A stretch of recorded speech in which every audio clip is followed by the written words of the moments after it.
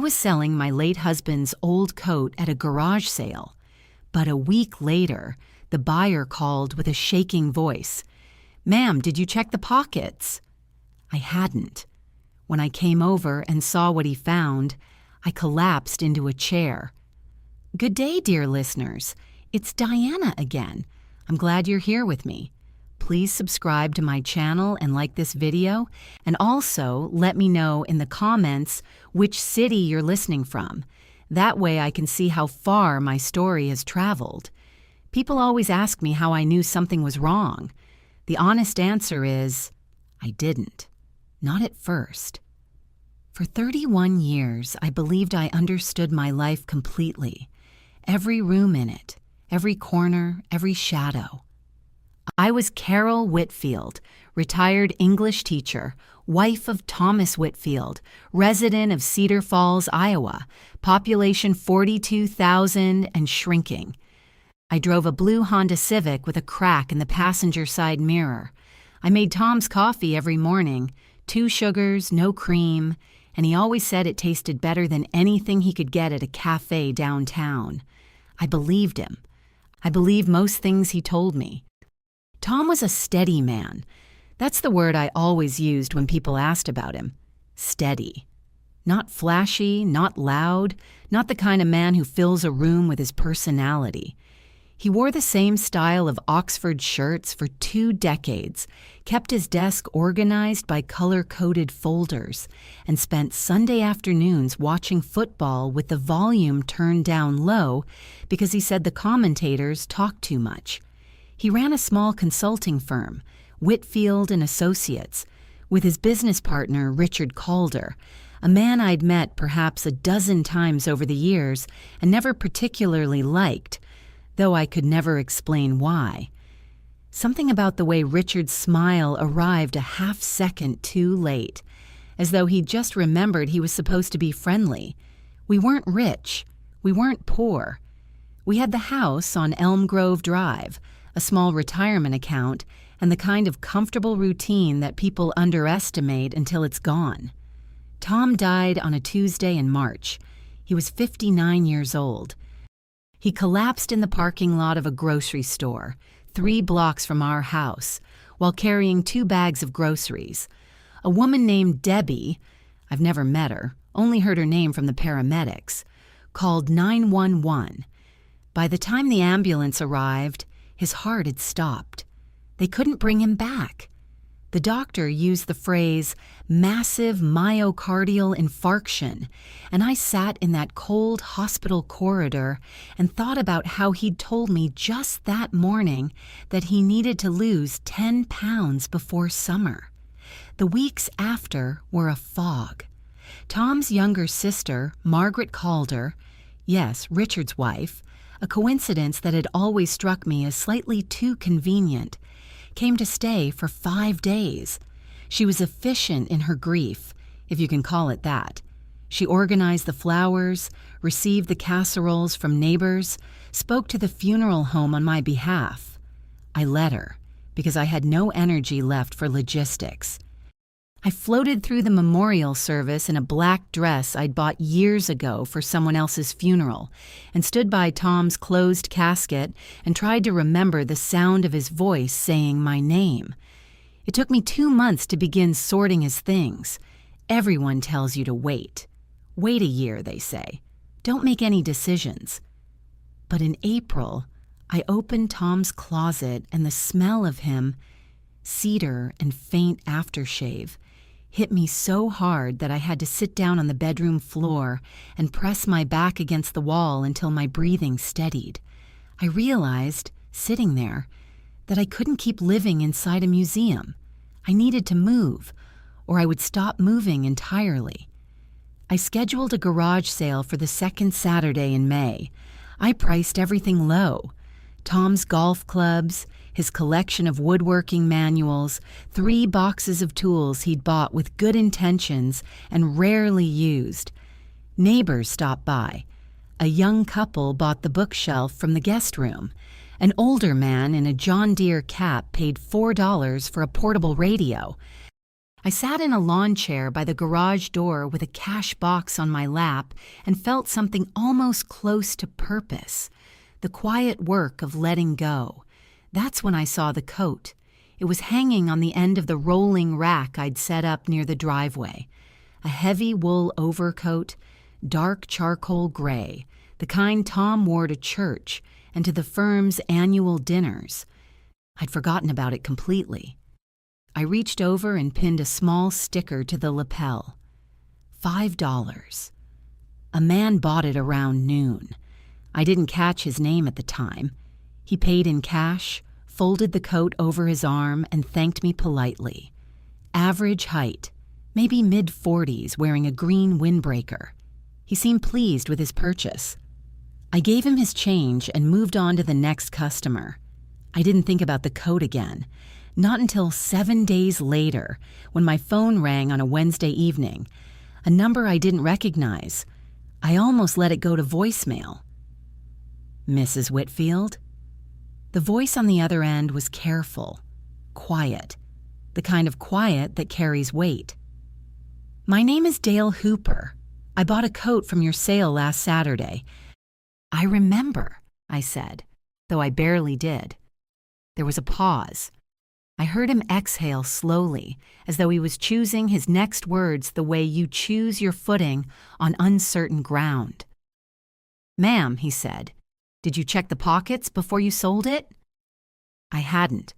It had never occurred to me. Mr. Hooper, I said slowly, what did you find? Another pause, longer this time. I think, he said, you should come see for yourself. Dale Hooper lived 20 minutes from my house, in a neighborhood of split-level homes on the east side of Cedar Falls.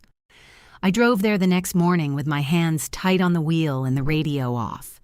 The streets were ordinary.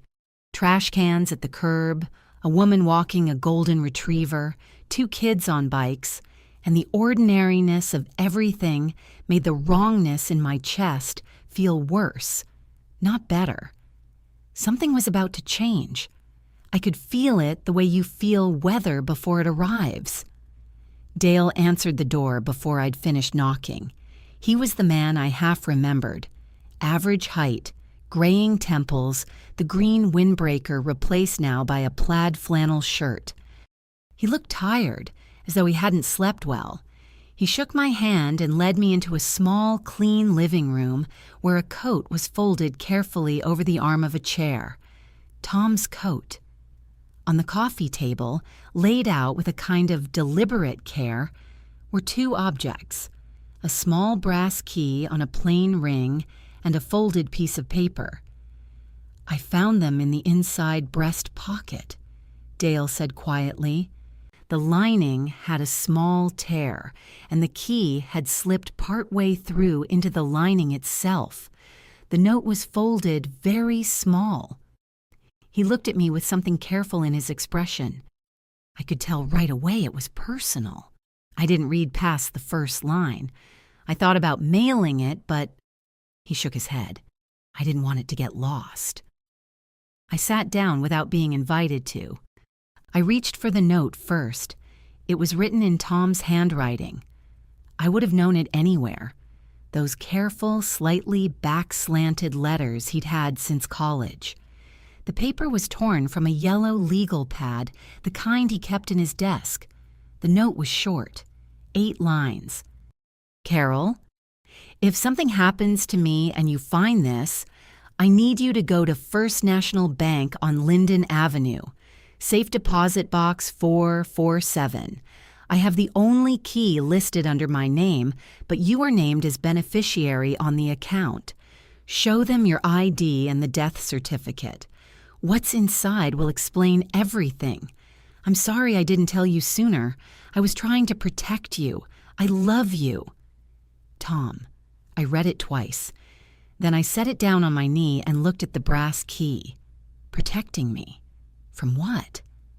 I thought about the last months of Tom's life. Had he seemed different? I had asked myself this question 100 times since March, the way grieving people do, mining their memories for signs they missed. And yes, There had been something. A tension in his jaw when Richard's name came up. A phone call he'd taken in the garage with the door closed.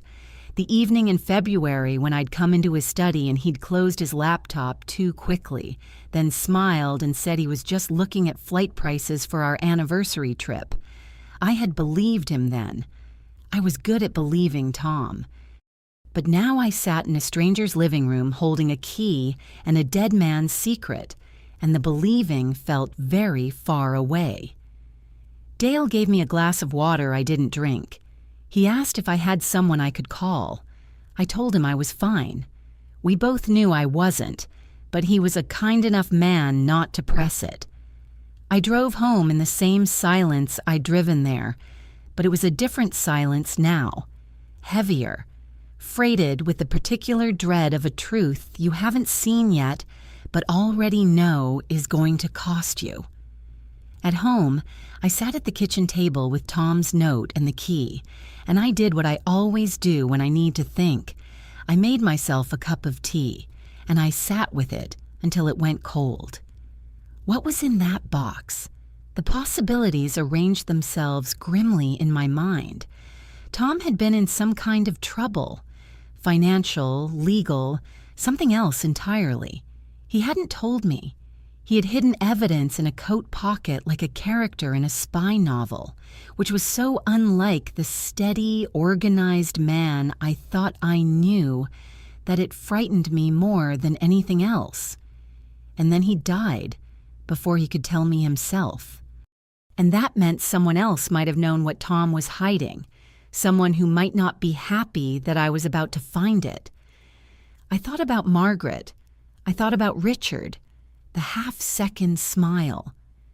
I made a decision there at my kitchen table, with the late afternoon sun coming through the window and the untouched tea growing cold in front of me. I was not going to tell anyone what I'd found. Not Margaret, not Richard, not even my neighbor Paula, who was my closest friend and who I trusted with almost everything. Not yet. First, I would go to the bank, alone. I would see what Tom had left me, and then I would decide what to do next. I found the death certificate in Tom's filing cabinet, the same color-coded system he'd kept for 30 years, and I slipped it into an envelope along with the key. I set my alarm for 8 the next morning. I went to bed, and I lay awake for a long time in the dark, listening to the house settle around me, thinking about a man who loved me and was trying to protect me and died in a parking lot before he could finish what he started. "I'm going to finish it for you, Tom," I said to the ceiling, to the dark, to no one. I meant it. First National Bank on Linden Avenue opened at 9. I was there at 8:55, sitting in my car in the parking lot watching the branch manager unlock the front door from the inside. I hadn't slept more than 3 hours. I had not eaten breakfast. I had, however, done something useful with the dark morning hours. I had called the bank's customer service line at 7 a.m., explained that my husband had passed away, and that I believed I was listed as a beneficiary on a safe deposit box, and asked what documentation I would need. The woman on the phone had been efficient and kind. Death certificate. Government-issued ID. The key, if I had it. I had all 3. The branch manager's name was Howard Chen. I noticed his nameplate when he showed me to his desk. He was a quiet, methodical man who processed my paperwork without excessive sympathy or unnecessary conversation, which I appreciated enormously. He confirmed that Thomas Whitfield had held Box 447 and that Carol Ann Whitfield was listed as beneficiary. He made a copy of the death certificate. He handed it back with my ID and led me to the vault. The safe deposit room was small and cool and smelled of metal and recycled air. Howard inserted his master key alongside mine, turned both, slid the long steel box free of its housing, and set it on the table in the center of the room. "Take all the time you need," he said, and stepped out. I lifted the lid. The box contained a USB drive, small, black, unremarkable. A manila envelope sealed with a clasp, and a second, smaller envelope with my name on it in Tom's handwriting. I opened Tom's letter first. It was 4 pages, written on the same yellow legal pad paper as the note in the coat. Tom's handwriting was neat at first and grew more compressed and urgent toward the end, as though he'd been writing quickly or afraid of being interrupted. I read it standing up because my legs wouldn't let me sit. Tom had discovered 8 months before his death that Richard Calder had been systematically defrauding Whitfield and Associates for at least 4 years. Not large sums at first, inflated vendor invoices, duplicate expense reimbursements, the kind of slow bleed theft that's designed to stay below the threshold of scrutiny. But it had escalated. Tom described finding a series of client payments routed through a shell company, Crestline Consulting, LLC, that Richard had created without Tom's knowledge, money that belonged to Whitfield and Associates, to their clients, to Tom, and therefore to me, had been quietly siphoned into accounts Tom couldn't access. The total, as best Tom had been able to calculate, just under $400,000. But it was the second part that made my hands shake. Margaret not only knew, according to Tom's letter, Margaret had been helping Richard manage the shell company. She was listed as a registered agent of Crestline Consulting, LLC. She had access to one of the accounts. Tom had found this in a business filing he'd requested from the Iowa Secretary of State's office just 6 weeks before he died. He wrote, "I don't know how long she's been involved. I don't know if she convinced Richard or if it was the other way around. What I know is that my sister has been stealing from me, and she sat across from me at Thanksgiving and smiled like everything was fine." I had to stop reading for a moment. Thanksgiving. I remembered that Thanksgiving. Margaret had brought a cranberry cake and complimented my table setting and helped with the dishes without being asked. I pressed my palm flat against the table and breathed. Tom had been building a case. The USB drive, I would later discover, contained scanned copies of bank records, the Secretary of State filing, email exchanges he'd printed and photographed, and a spreadsheet tracking the fraudulent transactions over 4 years. He'd been gathering this quietly, alone, without telling me, because, as he wrote in the letter, I didn't want to worry you until I was sure. And I didn't want to put you in the middle of something with Margaret before I had enough to go to a lawyer. I'm sorry, Carol. I was doing it the careful way. The careful way. My steady, careful Tom. He died before he could finish being careful. I put everything back in the box. I took the USB drive and both envelopes, requested that the box remain in my name under beneficiary access, and walked out of the bank into the May sunshine with the evidence of my husband's betrayal and my sister-in-law's theft in my purse. I sat in my car and called no one for 10 full minutes. Then my phone buzzed. A text from Margaret. "Carol, honey, just checking in. Hope you're doing okay. Richard and I were thinking we should talk soon. There are some business matters with the firm that need to be sorted out. Nothing urgent, but sooner is better. Love you." I stared at that text for a long time. Nothing urgent. Nothing urgent while she was sitting on $400,000 of Tom's money. Did she know I'd been to the bank? How could she? Unless she was watching. Unless she'd been watching since the garage sale, since I'd started sorting Tom's things, waiting to see whether I'd stumble onto something I wasn't supposed to find. My hands were steady when I started the car. My mind was already moving. This was no longer just grief. This was a crime. And I was the only person who knew the full shape of it. I was not going to text Margaret back. Not today. I had known Sandra Okafor since the early 90s when we'd both served on the Cedar Falls School Board. She'd left that work eventually to build a civil litigation practice, and over the years, she'd become one of the most respected attorneys in Lynn County. More importantly, she was someone who did not rattle easily and did not talk unnecessarily. I trusted her with the same instinct I trusted weather forecasts. Not perfectly, but enough to act on. I called her from a payphone. I know how that sounds in this day and age.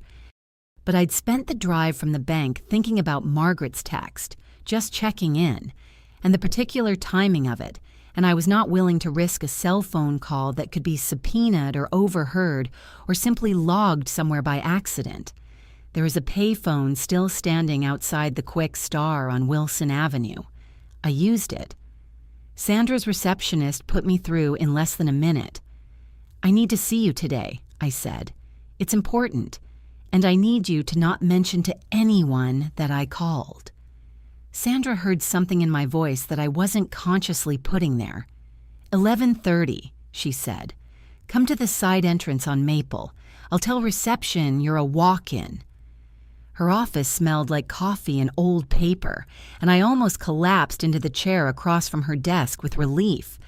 I laid everything out. Tom's letter, the USB drive, my account of the bank visit, Margaret's text. Sandra listened without interrupting, which is a skill rarer than it sounds. She examined the USB contents on her laptop with a small, controlled expression that I recognized as professional alarm kept carefully in check. "This is significant, Carol," she said when I finished. "If these records are authentic, and from what I can see, they appear to be, you're looking at civil fraud claims, potentially wire fraud, possibly breach of fiduciary duty on Richard's part as a business partner. The involvement of Crestline and Margaret complicates things for them considerably. Can they go to jail? That's a question for the criminal side. I do civil, but I can tell you that what Tom put together here is the kind of documentation that makes a DA's office sit up straight." She looked at me steadily. "I want to file a civil suit against Richard Calder and Margaret Calder for fraud and conversion. I want to pursue dissolution of the Whitfield and Associates partnership on grounds of breach, and I want to do it before they have any opportunity to move, conceal, or destroy assets." We filed the papers 4 days later. I don't know precisely when Margaret found out. I imagine it was the moment Richard received service, a process server arriving at the offices of Whitfield and Associates on a Thursday morning with a civil complaint naming him and his wife as defendants in a fraud action brought by Carol Ann Whitfield. I imagine the color leaving his face. I imagine him calling Margaret immediately. What I do know is that they came to my house that same evening. I saw Richard's silver Audi in my driveway from half a block away and had enough time to take one slow, deliberate breath before I pulled in behind him. They were standing on my porch, Richard in a suit jacket, Margaret in a cream-colored blouse, looking like they'd come straight from the office. Margaret's expression was the one I'd seen her use at difficult school board meetings and difficult funerals, composed, determined, faintly wounded. "Carol." Margaret stepped forward. "We need to talk." "You could have called," I said. "This isn't a phone conversation." I unlocked the door and let them into my kitchen because a kitchen is a controlled environment, and I wanted the familiarity of my own countertops beneath my hands. I did not offer them coffee. Richard spoke first, which told me everything about the power structure between them. "This lawsuit is a misunderstanding," he said, in the patient voice of a man who has explained things to unreasonable people before. Tom was dealing with some bookkeeping irregularities at the firm. We were in the process of resolving them internally. What you found, those documents, are incomplete. They don't represent the full picture. Then what is the full picture, Richard? He pivoted seamlessly. Carol, you've been through an enormous loss. You're grieving. These decisions don't.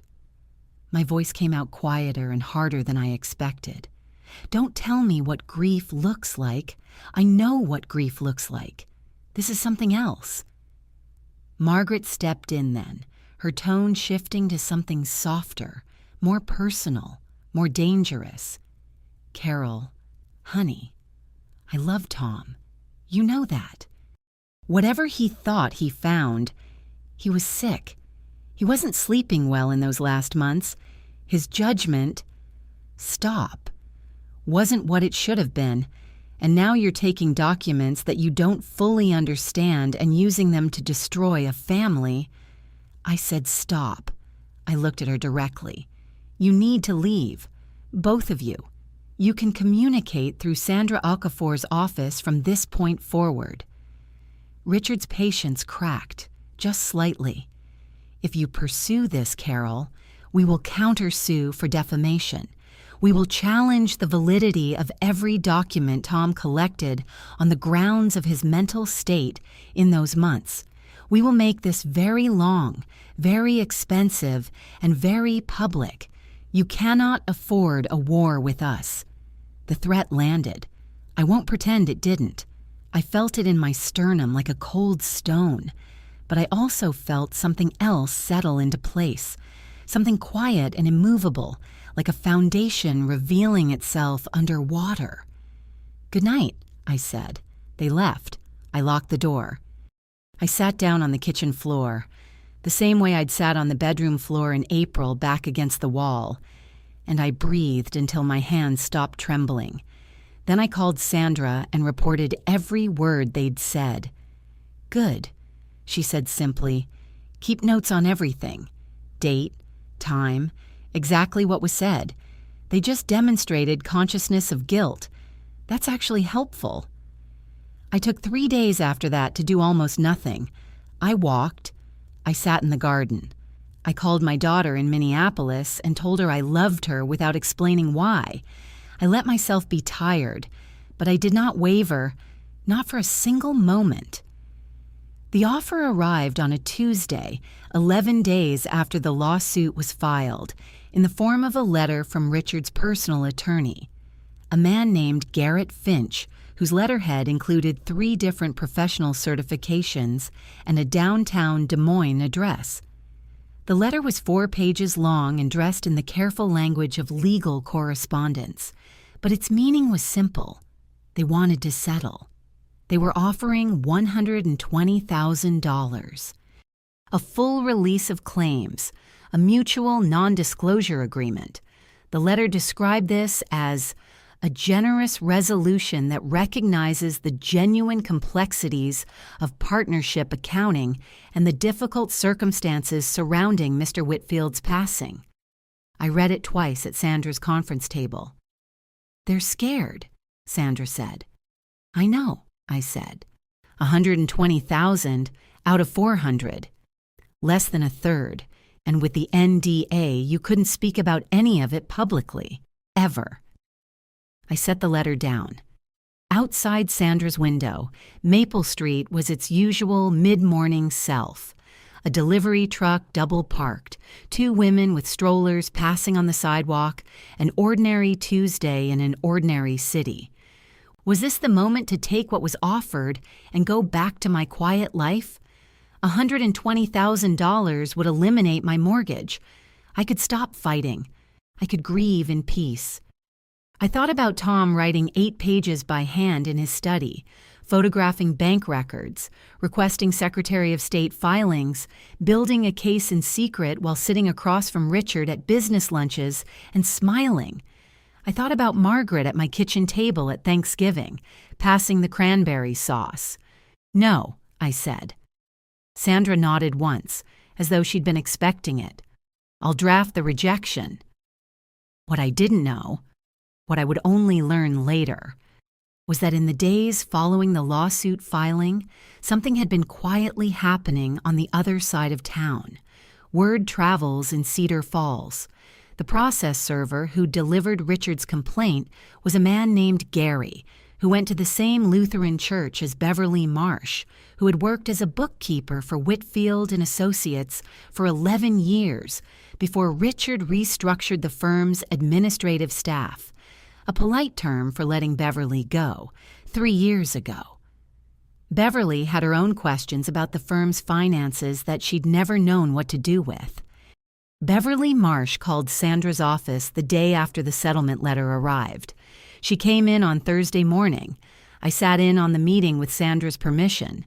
Beverly was a small woman in her early 60s with precise handwriting and a very good memory. She brought with her a personal ledger she'd kept out of professional habit, dates, figures, anomalies she'd noticed during her time at the firm and never been able to explain. She'd kept it in a shoebox in her closet for 3 years, she said, not knowing if it would ever matter. It mattered now. Beverly's records corroborated Tom's documentation at 14 separate points. Vendor payments that didn't match any vendors she recognized. Quarterly transfers that appeared in the internal ledger, but not in the tax filings she'd prepared. The precise dates on her handwritten notes aligned with the dates in Tom's scanned files, like teeth in a lock. I sat across from this woman I'd never met and felt something I hadn't felt since March, something that might have been called hope if I'd been willing to name it. "Why didn't you say anything before?" I asked her. Beverly looked at her hands for a moment. I wasn't sure I was right, and Richard was. She paused. "He has a way of making you feel like you've misunderstood things, like you're confused, like the problem is your arithmetic, not his." I recognized that description. I recognized it very well. Sandra filed Beverly's affidavit as a supplemental exhibit to the civil complaint the following morning. At the same time, I'd made a separate decision, quietly, on my own, without Sandra's involvement, because it wasn't a legal matter. I had called the Iowa Division of Criminal Investigation's Financial Crimes tip line and provided them with a summary of the evidence, the USB drive contents, and Beverly's name as a corroborating witness. I did not know if they would act on it. I could not control whether they did, but I had placed the information where it needed to be placed. That afternoon, Margaret called my cell phone 3 times. I did not answer. That evening, I saw a dark-colored SUV parked across the street from my house for an hour and a half before it pulled away. I noted the time, the approximate vehicle description, and the partial plate number in my notebook. I was not frightened. Or rather, I was frightened. But the fear had changed in character. It was no longer the fear of someone who doesn't know what is coming. It was the sharper, more manageable fear of someone who knows exactly what she is dealing with and has decided to deal with it anyway. I called my daughter, Melissa, in Minneapolis and told her everything. There was a long silence on her end. Then, "Mom, why didn't you call me sooner?" I needed to think first. I needed to be sure. "Do you want me to come?" "Not yet," I said, "but soon." "I'm here," she said. "Whatever you need, I'm here." I hung up and sat by the kitchen window until the light faded. My neighbor Paula's porch light came on across the street, the way it always did at dusk, reliable as a heartbeat. There are small consistencies in ordinary life that become enormously important when everything else is uncertain. Paula's porch light was one of mine. I was not alone. I was not defeated. And Richard and Margaret, wherever they were that evening, were watching a woman they had underestimated. I hope they were watching carefully. They came on a Saturday. This time, Margaret came alone, without Richard, without a lawyer's letter, without the silver Audi in my driveway. She parked 2 houses down and walked to my door with a container of homemade soup in her hands, and her eyes soft with something that might have convinced me 3 months ago was genuine sorrow. I opened the door because I wanted to hear what she would say. "I'm not here to fight," she said. I miss him too, Carol. He was my brother." I let her in. I sat across from her at the same kitchen table where she and Richard had threatened me, and I watched her set the soup container down between us like an offering, chicken and rice, Tom's favorite. "I know things have gotten complicated," she said. "Legal things have a way of getting out of hand. He can be aggressive when he feels cornered. I'm not defending what he said the other night. But Carol, think about what this is doing. To both of us. To Tom's memory. Is this how we want to spend the first year without him? In a courtroom?" I said nothing. She continued, shifting registers the way a musician shifts keys. So smoothly you almost don't notice the change. "The firm is struggling, Carol. If we go to trial, if all of this becomes public, Whitfield and Associates loses its remaining clients. The goodwill Tom spent 30 years building disappears. Is that what he would have wanted? His name dragged through the papers?" "Tom's name," I said, "is not what's being dragged anywhere." She pressed on. "Beverly Marsh has a personal vendetta against Richard. She was let go for cause. She made accounting errors, Carol. She's not a credible—" "She was let go," I said, 3 months after Tom first flagged the Crestline discrepancy to Richard directly.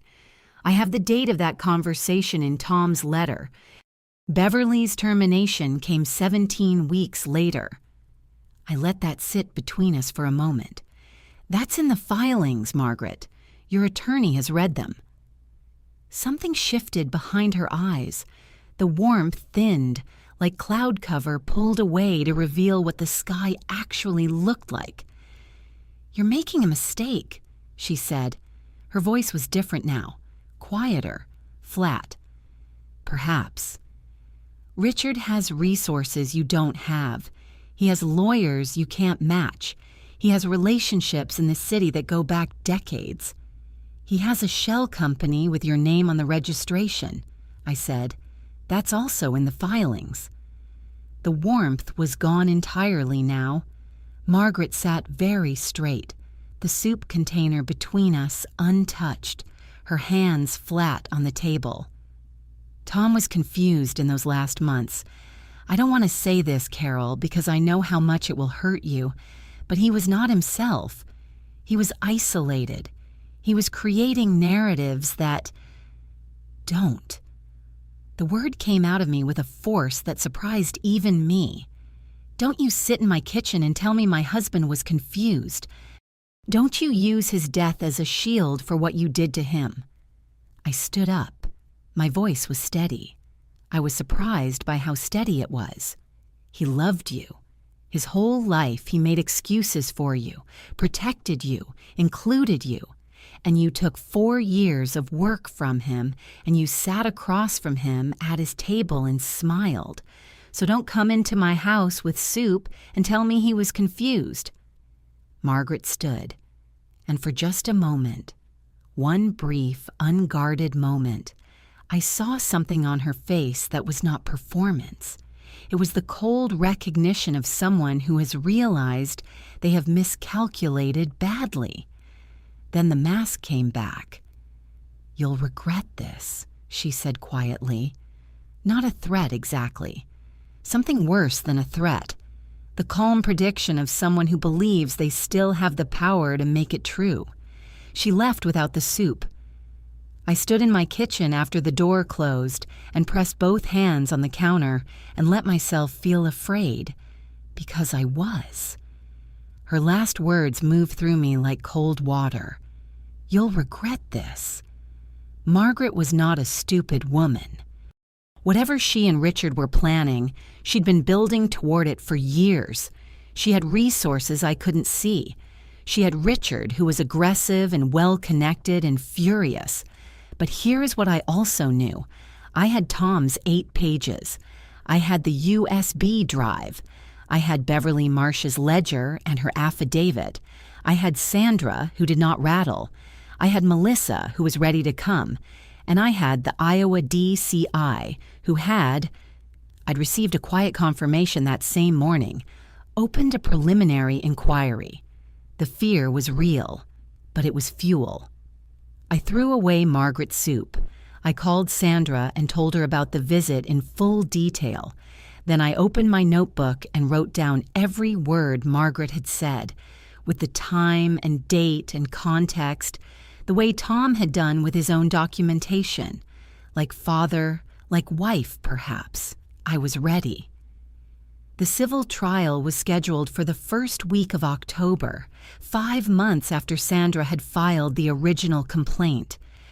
In the weeks leading up to it, I slept poorly and ate irregularly and walked 3 miles every morning in the dark because it was the only thing that settled my mind.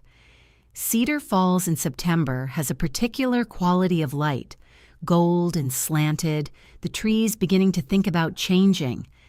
And I walk through it every day thinking about Tom, thinking about what he'd tried to build and what had been taken from him, and thinking about what it would feel like to be on the other side of this. 2 things happened in September that changed the shape of everything. The first, the Iowa Division of Criminal Investigation completed its preliminary review and referred the case to the Lynn County Attorney's Office for potential criminal charges against Richard Calder and Margaret Calder for wire fraud and theft in the first degree. This was separate from our civil action, running on a parallel track, and Sandra told me it was significant. A criminal referral meant investigators had found independent reason to proceed. It meant Tom's documents had held up to scrutiny. The second, one of Richard's former clients, a small manufacturing company in Waterloo, came forward with their own concerns after reading a brief mention of the civil suit in the Cedar Valley Business Journal. Their records showed discrepancies in consulting invoices dating back 3 years.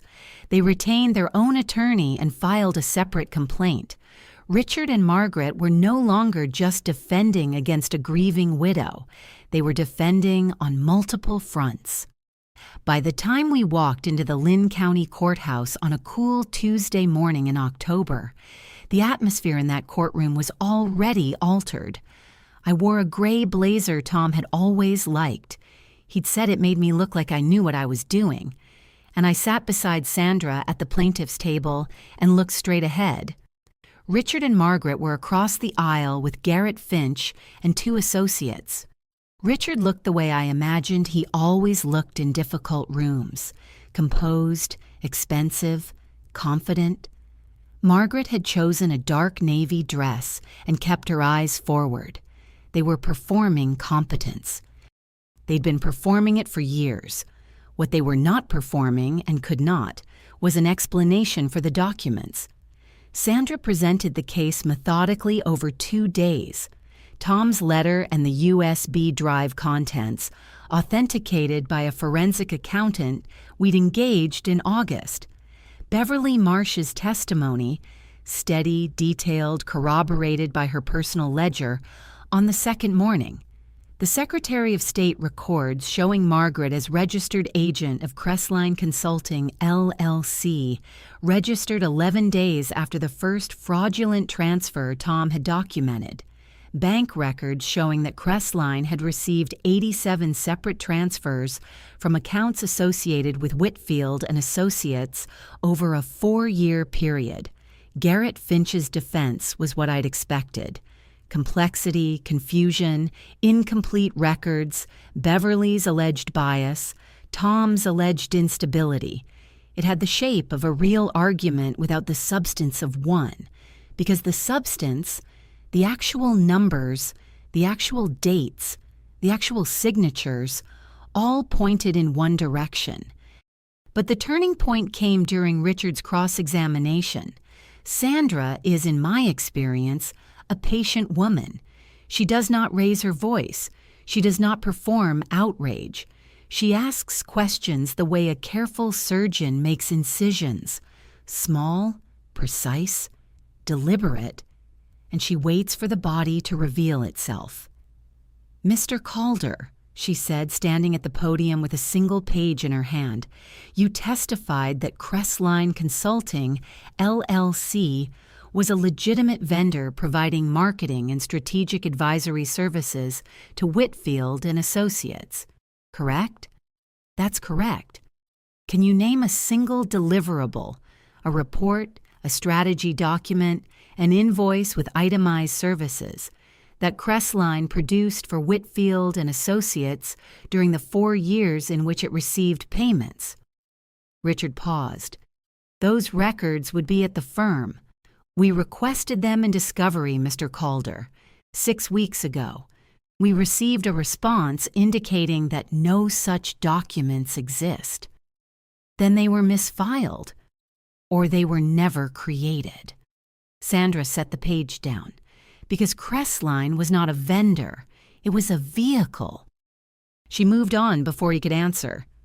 "You testified that you first became aware of Crestline's registration in 2022, but this email," she held up a document already in evidence, "is dated March of 2021, sent from your personal address to a bank officer at Midwest Community Bank, referencing the Crestline account by number. Can you explain that?" The silence that followed was not a long one, perhaps 4 or 5 seconds, but it was the wrong kind of silence. It was the silence of a man searching for a door that isn't there. "I may have been mistaken about the timeline," Richard said. "You may have been mistaken." Sandra nodded as though this were a reasonable thing to have said. "And when you signed the operating agreement for Crestline Consulting, LLC as managing member, this document which has your notarized signature, were you also mistaken about that?" Margaret made a sound, small, involuntary, that I heard from across the aisle. I didn't look at her. I looked at Richard. He had lost the room.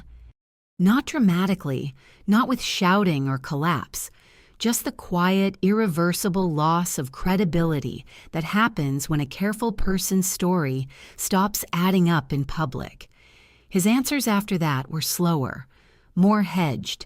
He began qualifying things he'd stated as facts an hour before. Finch objected twice on relevance grounds, and both times the judge overruled him, and each overruling seemed to take a little more air out of the defense table. I sat beside Sandra through all of it with my hands in my lap and felt something I can only describe as a terrible, precise calm. This was what Tom had been building toward. He'd done the hard part alone, in secret, in fear. I had only carried it to the finish line.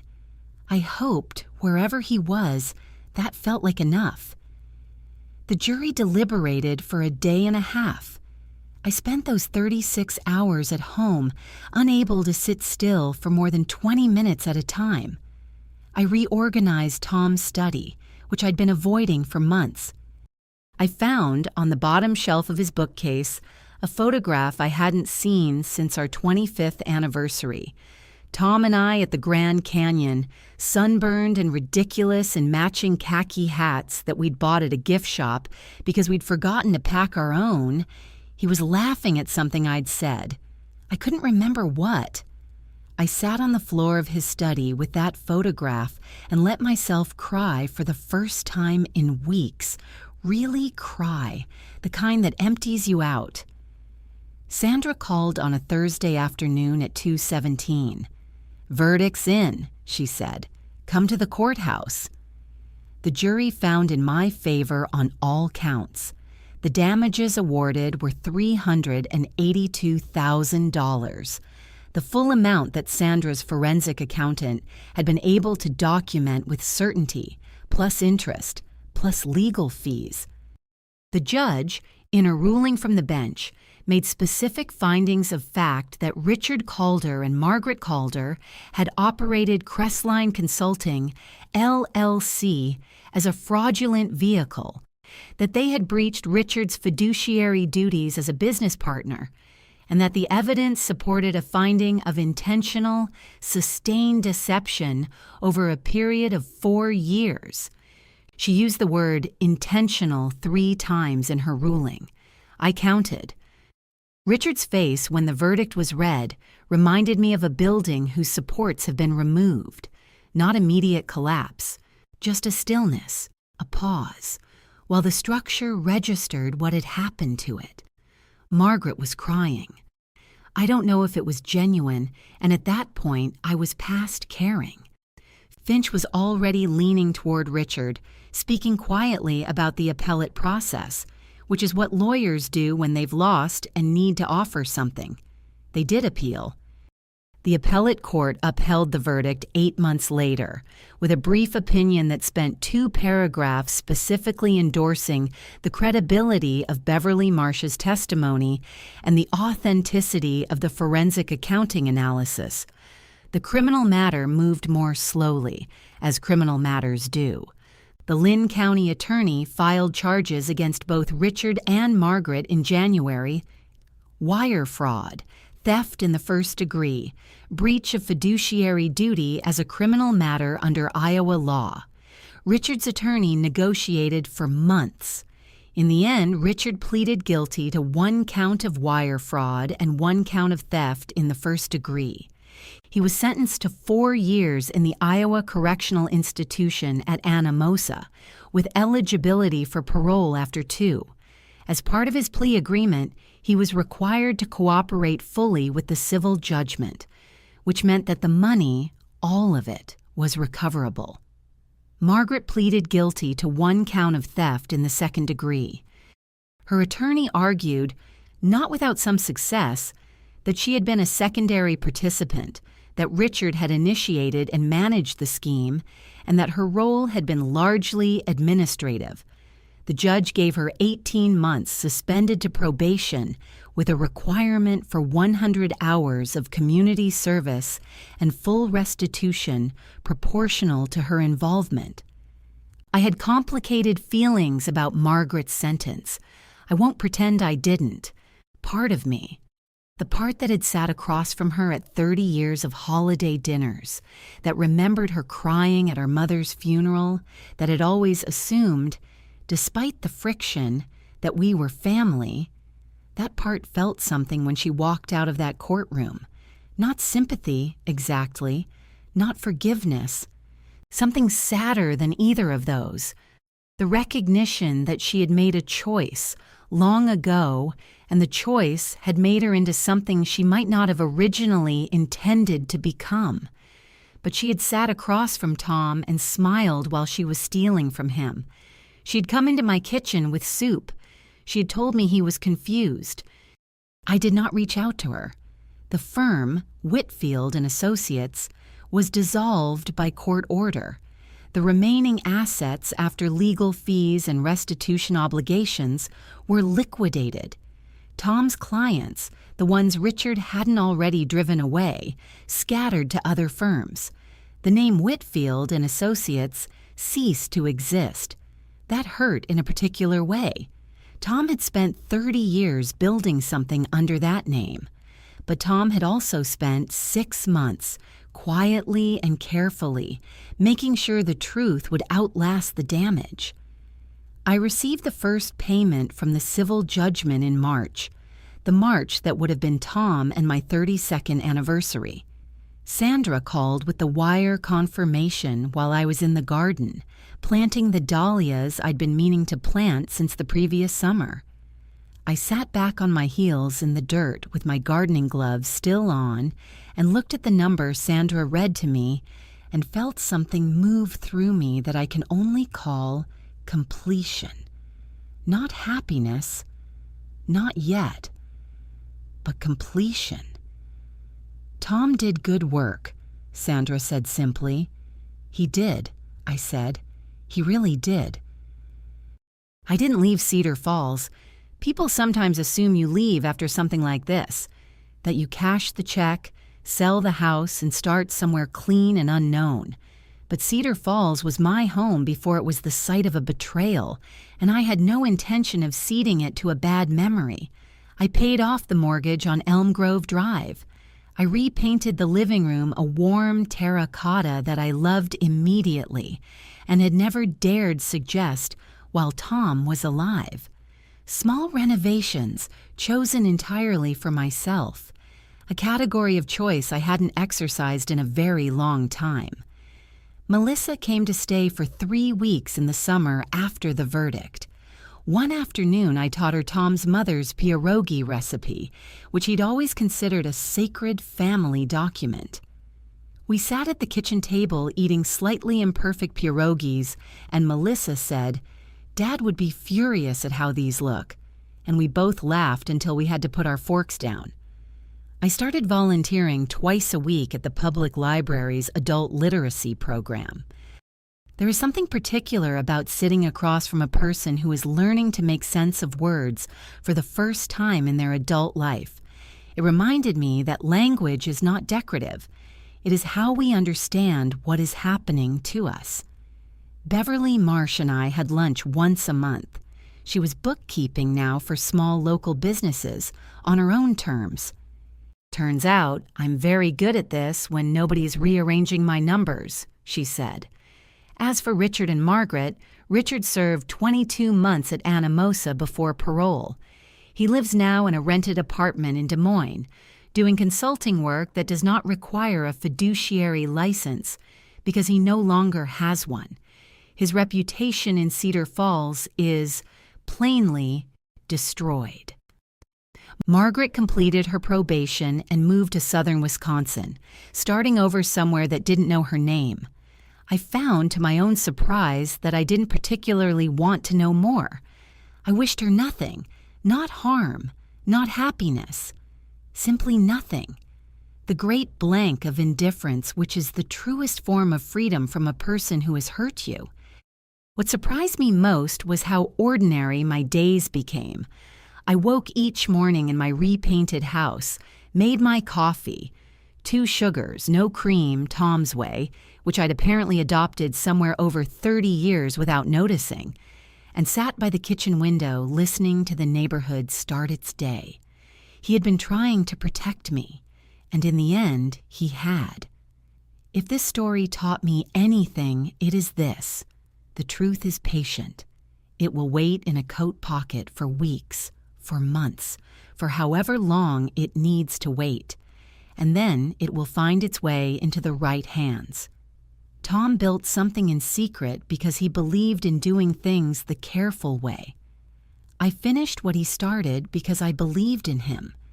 Don't let anyone convince you that grief makes you helpless. It doesn't. Sometimes it makes you very, very clear. What would you have done if you'd found that note? Thank you for being here. If this story moved you, please leave a comment and share it with someone who needs to hear it today.